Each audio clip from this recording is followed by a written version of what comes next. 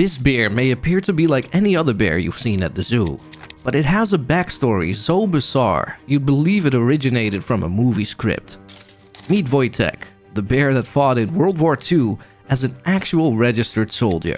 In what was then the British administration of Palestine in October 1942, Wojciech Narebski was in for a big surprise when he went to see his new commanding officer. When Mr. Narebski thinks back all those years, he says, "I was very surprised to see a bear sleeping in front of his tent."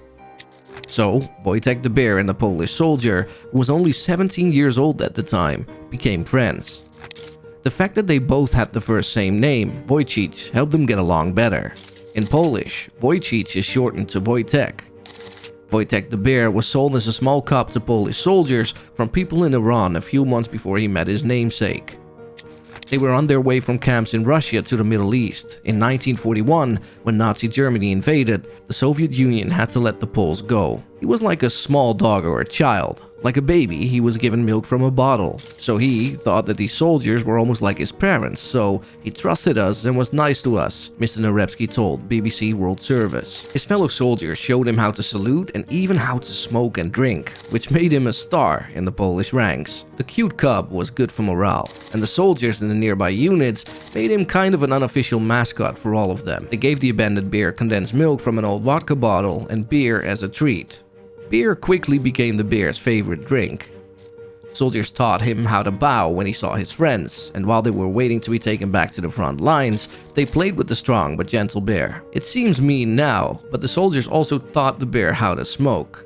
And Wojtek liked to eat the cigarettes they gave him. At last, it was time for the Polish troops who had been stuck in Iran to leave and join the British army in Italy. The Polish gun company marched through North Africa with their furry friend. But when the army got to Egypt, the British wouldn't let anyone who wasn't in the army go back to Europe on their supply ship. This made officers want to take the unusual step of officially putting Wojtek in the army so he could fight with them against Mussolini, who was Hitler's friend. The bear was given the rank of private, and he got his own pay, food, and serial number. The other men lived in tents, and Wojtek was moved in crates made of wood. He was known for stealing food, but Wojtek showed that he was useful when he found a spy sneaking around the camp. The growling bear is said to have scared the spy so much that he turned himself in to the Polish and told them everything he knew. We're not sure if Wojtek got to keep the spy he found after he spilled the beans, but maybe you can tell us in the comments. At the Battle of Monte Cassino in Italy, Wojtek, who was 6 feet tall, had to carry 100-pound boxes of artillery shells, which shocked the British gunners who were fighting with him. Wojtek kept getting famous, and it's no surprise that every soldier who met him heard amazing stories about how the bear fought the Nazis. In one interview, a British veteran tells how he was taken aback one day to see the 6-foot bear carrying shells during the battle. Mr. Narebski says that on one summer's day when they were driving along Italy's Adriatic coast near Ancona, Wojtek spotted the sea. He took his chance and jumped out and sprinted towards the beach. On that beach, there were many Italian girls and families taking a bath and just enjoying the sea in general.